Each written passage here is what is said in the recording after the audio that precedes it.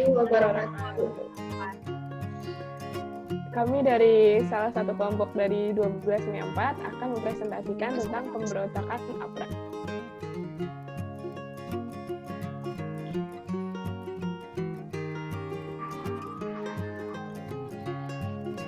Saya Kaifa, absen 16. Saya Aurora Safela, absen 6. Saya Mulyana, absen 24. Saya Latifah, absen 33. Absen 31.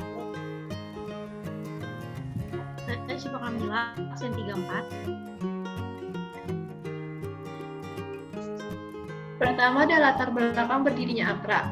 Latar belakang terjadinya pemberontakan APRA adalah mulai dibubarkannya negara bagian bentukan Belanda di Inggris yang bergabung kembali ke Republik Indonesia. APRA tidak menyetujui rencana pembubaran Republik Indonesia Serikat hasil konferensi meja bundar di Den Haag tahun 1949. Sehingga APRA dan Westerling mencoba melakukan kudeta pada Januari 1950. Kudeta ini merupakan upaya mempertahankan negara federalis saat sebagian besar negara bagianis ingin membubarkan diri dan bergabung kembali dengan Republik Indonesia. Berikutnya ada proses terjadinya APRA. Pada tanggal 27 Desember 1949, bentuk APRA itu merupakan bentuk penolakan dari sejumlah pihak di Jawa Barat kepada pemerintah RI.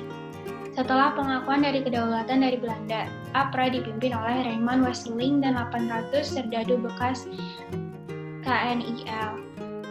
Tanggal 23 Januari 1950, pasukan APRA membuat sebuah serangan mendadak terhadap pasukan Indonesia di Jawa Barat saat fajar dan menduduki kota Bandung. APRA berhasil menguasai markas staf divisi Siliwangi. Lalu Westerling bekerjasama dengan Sultan Hamid II merencanakan untuk menyerang Jakarta untuk menculik dan membunuh menteri-menteri RIS. Pada tanggal 25 Januari 1950, pasukan APRI 1 yang dikirimkan dari Jakarta dan Surabaya sudah mampu kembali menguasai kota Bandung. Pada tanggal 22 Februari 1950, pasukan APRI 1 yang dikirimkan dari Jakarta dan Surabaya sudah mampu kembali menguasai kota Bandung. Pada tanggal 4 April 1950, Sultan Hamid II berhasil ditangkap.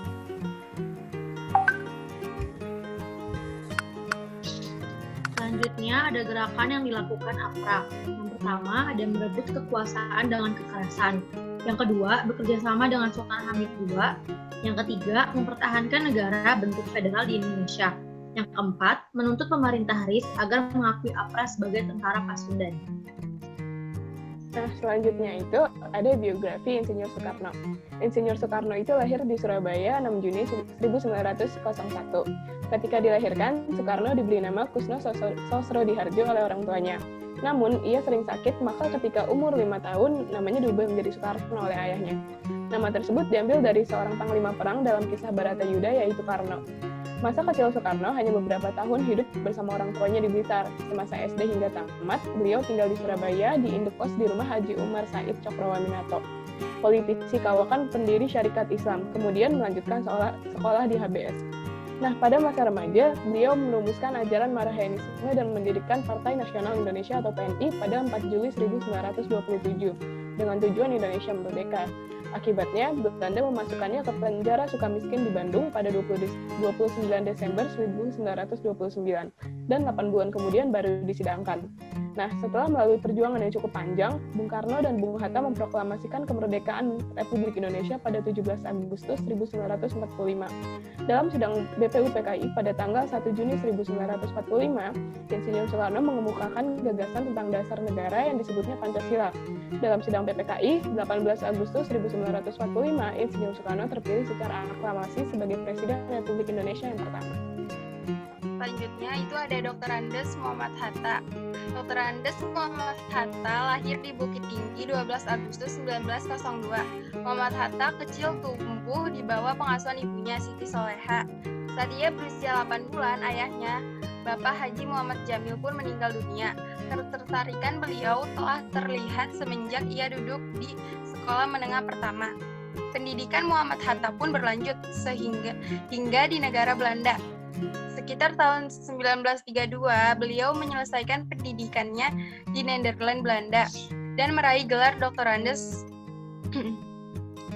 Sekitar awal Agustus tahun 1945, Muhammad Hatta dipercaya untuk menduduki jabatan sebagai Wakil Ketua Panitia Persiapan Kemerdekaan Indonesia, di mana saat itu yang menjadi ketuanya adalah Insinyur Soekarno.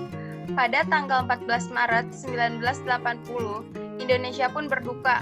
Bung Hatta menghembuskan nafas terakhirnya dengan meninggalkan Rahmi Rahim, istrinya, dan 3 orang putri kesayangannya. Dan beliau dimakamkan di Tanah Kusir, Jakarta.